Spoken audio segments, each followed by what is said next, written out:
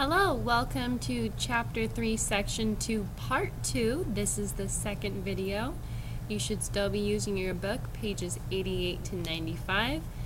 And we're talking about the same essential question that we read in the first slide of the first PowerPoint. So now we're talking about inside the cell. The cell wall is in plant cells only.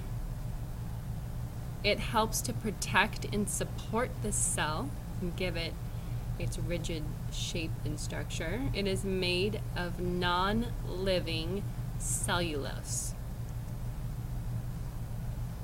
So all plant and animal cells have a cell membrane. A cell membrane, the outside body that separates a cell from its environment, and it controls what substances come and go out of the cell, into and out of the cell. The nucleus is the cell's control center. It directs all of the activities of the cell. The nucleus has several different parts. It has the nuclear envelope. The nuclear envelope protects the nucleus and has pores in it. You can see the pores in the picture.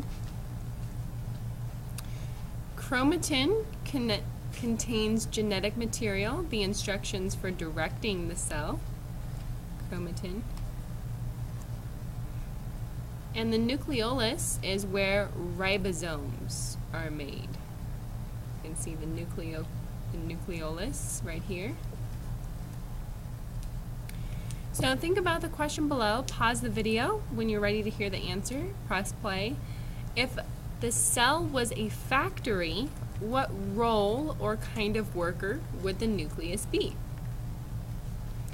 Well, the nucleus is very important inside the cell, so if the nucleus were a factory, it would be in charge of the factory in a director, manager, CEO position, whatever you want to call it, but it would definitely be overseeing everything going on within the factory.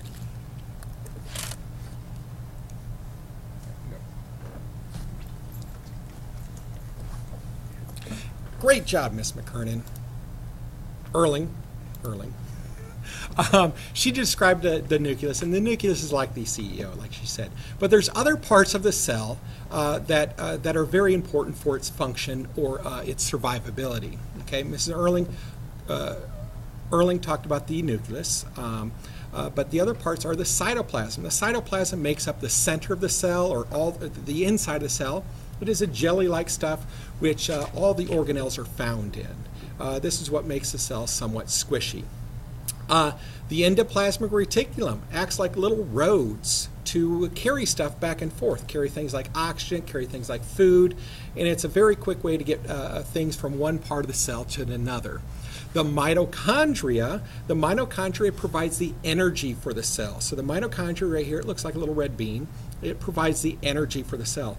And as you guys can guess, your cheek cells, they need energy to stay alive. Your muscle cells, though, they also need energy. But if you could venture a guess which cell has more mitochondria in it, you would probably say the muscle cell, because this muscle cell works a lot more than the cheek cell. So mitochondria is for energy.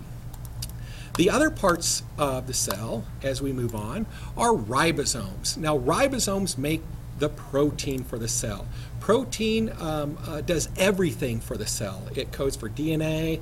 It's used for everything for the cell. And these ribosomes are really tiny little structures found throughout the cell. You literally have hundreds, if not thousands of ribosomes in each cell. They're really tiny. You won't be able to see it with a microscope. And then you guys have Golgi bodies. Now these Golgi bodies package stuff to be shipped throughout the cell. Packaged food, packaged waste to be shipped throughout the cell, as well as shipped to the next cell. So continuing with the organelles, here is Mrs. Kim.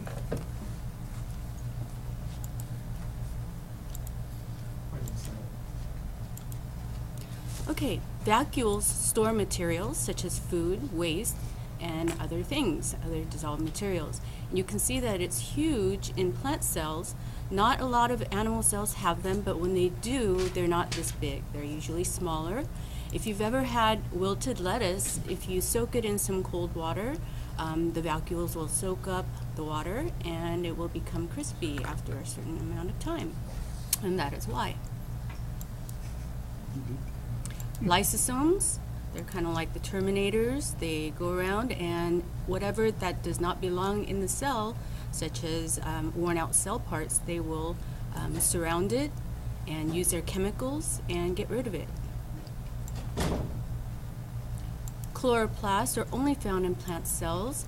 They have these pigments. Remember we learned about pigments. They give things color by absorbing or reflecting certain lights. They have a pigment called chlorophyll, and it gives them their green color, and they trap in the sunlight and use it to make food for themselves and release the oxygen, and you know that as photosynthesis.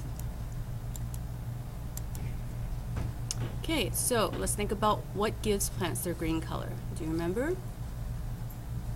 The pigment chlorophyll inside the organelle chloroplast give it their green color. You're just working away. Mr. Alanis, don't worry, we're just videotaping for the kids. You can talk. Would you like to say hello? Hi, how are ya? Where's the camera? Right here. Oh, it's videotaping now. How awesome. That's awesome. Okay, so let's talk about what makes plant cells and animal cells different from one another. First, you can see that the shape is different. This one has a roundish, blobish shape. That's because animal cells do not have the cell wall that give it the shape and structure. And so that's one difference. Plant cells have cell walls, animal cells do not. So right away you can tell by looking at the shape if it's a plant or an animal cell.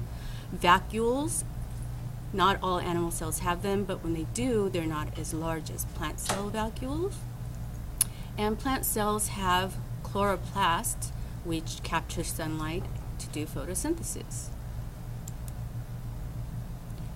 Animal cells do not, well, animal cells have lysosomes with the chemicals inside, whereas the plant cells do not.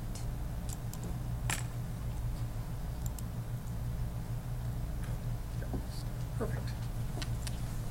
All right. Did you say you had muscle? Yeah.